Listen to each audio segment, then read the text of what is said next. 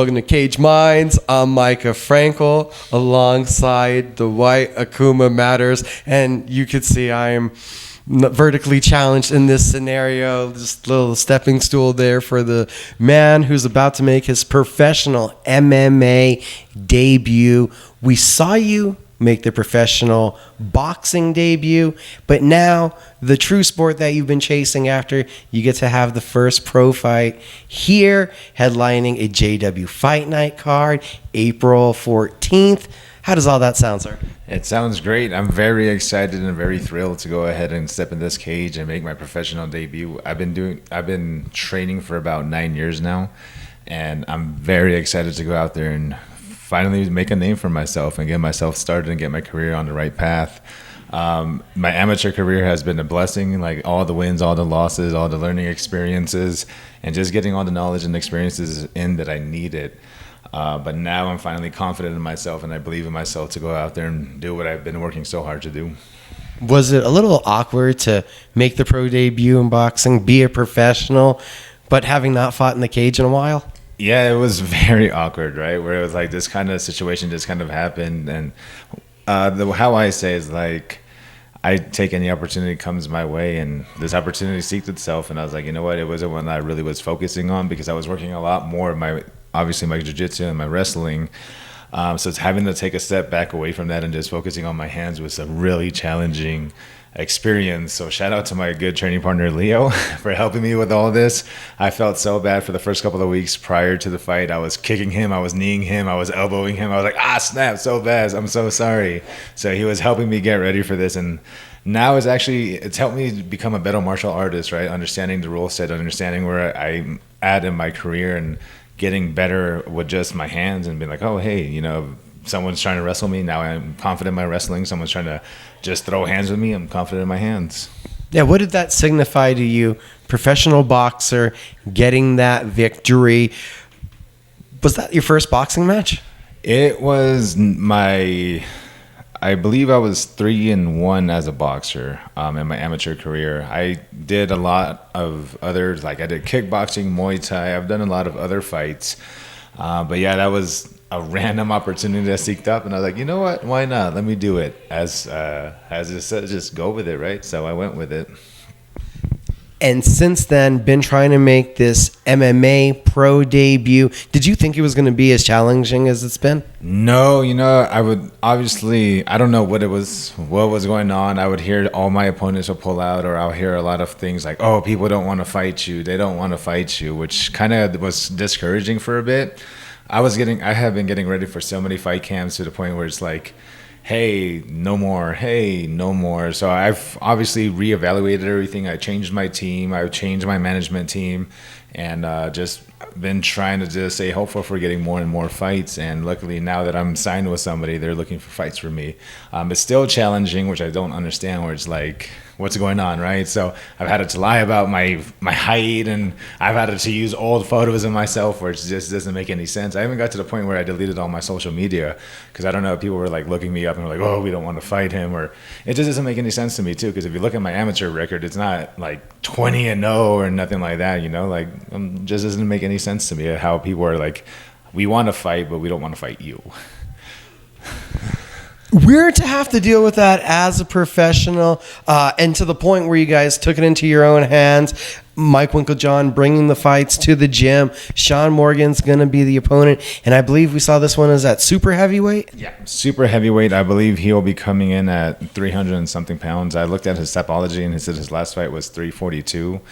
But at this point, let's go, right? Like, I love what I do, and I'm confident in what I do, so it's like any challenges. I was prior to him, there was a fighter that was saying, hey, fight me at 250. All right, cool. I started cutting weight. I started making it less, and it kind of bummed me out because I was back in California and I wanted to eat all the good food that I was able to, or I wanted to. But then they were like, hey, be careful because this guy says he'll fight you at 250. And then as soon as I flew back, they're like, actually, here's this guy at super heavyweight. And it was kind of funny too. It brings me back to my first fight. My first fight in amateur MMA. My first fight, I was 295. So I'm like, okay, I know what I'm doing. I'm getting myself up there. As a heavyweight, I've learned that it makes more sense to walk around a little bit heavier and bigger. When I first got here, I was at 230 until I got hit by a true heavyweight that cuts from 320 pounds. I'm like, oh, it makes sense why you want to stay a little bit bigger. So I've just been focusing on my frame and technique and my fundamentals. Have you done any research on Shawn? I was looking at some of his YouTube videos earlier. Yeah, I've seen some of his fights. I see his style. It just reminds me of, obviously an amateur fighter, but I'm not going to sit here and be like, oh, I'm going to go through him. I respect every fight, and I make sure every opponent is dangerous. I'm not just going to look at him and disregard him. Like, he's someone that's down to fight, and, that's obviously a dangerous opponent. But like I said, I'm just sticking to my fundamentals, and I know that's going to be the key to this fight. So now that you're this professional boxer and you've never wrestled or done jiu-jitsu before, but what kind of approach are you taking to this one? Oh, everything I'm learning. I mean, obviously, I've increased a lot of my strength and conditioning. My conditioning has been on point. I've been doing a lot more swimming. Jiu-jitsu, obviously I love jiu-jitsu, so I've been doing a lot more jiu-jitsu. Shout out to the Gracies and 10th Planet, all here in Albuquerque that has been helping me and have been welcoming me here to train with them. Obviously, I'm staying at the gym. I've cut all my distraction out in life and have just focused on training and working on my Airbnbs that I have. Is there a part where mentally it's a little awkward to wrap your mind around walking into the gym and looking around being like, I fight here and I'm gonna fight here? Like, you do that on a daily, but to bring in a crowd, it's a little bit different of an atmosphere. If those thoughts hit you when you walked in there, you got in the cage that you're gonna fight in? Yeah, it's definitely a weird feeling to try to envision what this place is going to look like, especially at a place that I'm comfortable seeing how it is now and how they're going to change everything and set everything up. But that's not going to be a distraction for me. I mean, I'm comfortable in the cage that I'm in, and any cage that comes my way, I'm comfortable too. Whatever atmosphere or settings that I have, I'm comfortable in. We know that victory is the optimal goal, but what does Dwight want to do to accomplishment to look like a new developed version of yourself? Just be able to show all my skills that I have incorporated. I mean, I've grown so much as a fighter since the last time. My last couple of fights, there was a lot of learning I've had, but I was kind of felt like a lost soul. Now I'm putting everything into track, everything into play, and everything is just, like I said, the biggest thing was believing in myself and believing in everything that I'm doing is going to get me to that victory.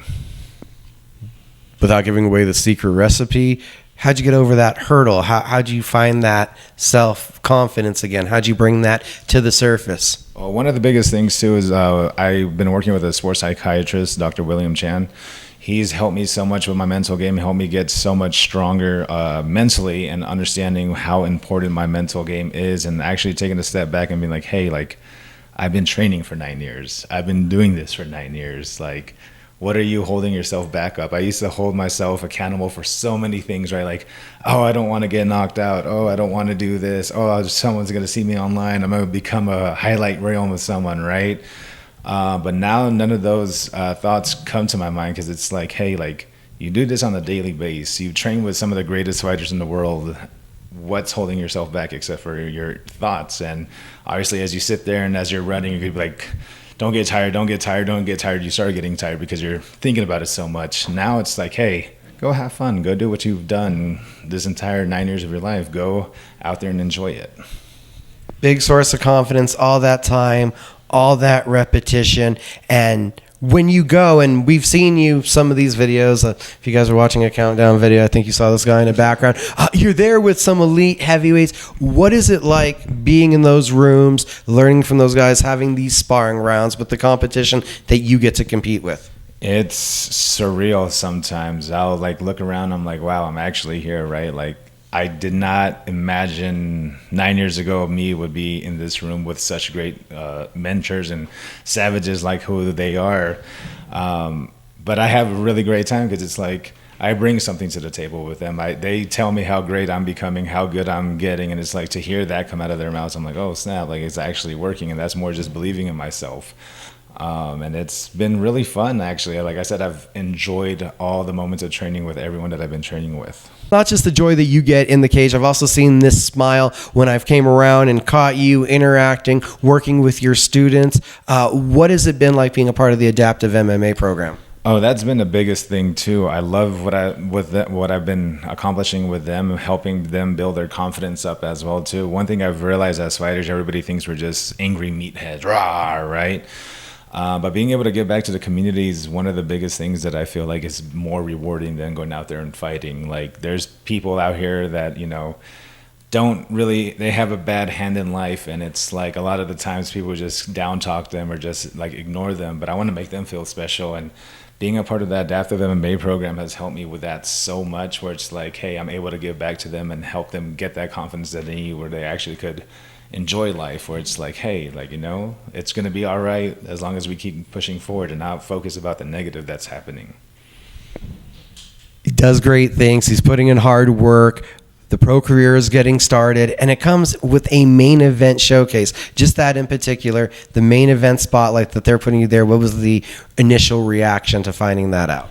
I was excited, right? Like, obviously, it's my main. It's not my first main event, but it's my first pro thing. That I think that's the biggest one, where it's like now it matters. I was kind of thrilled, and I was thankful that they were able to do that for me. And they're like, "Here you go. You're going to be the main attraction, so let's get it." And I'm excited to be able to out there show my show class my skills and show them what I've been working for, and the reason why I deserve that main event spot.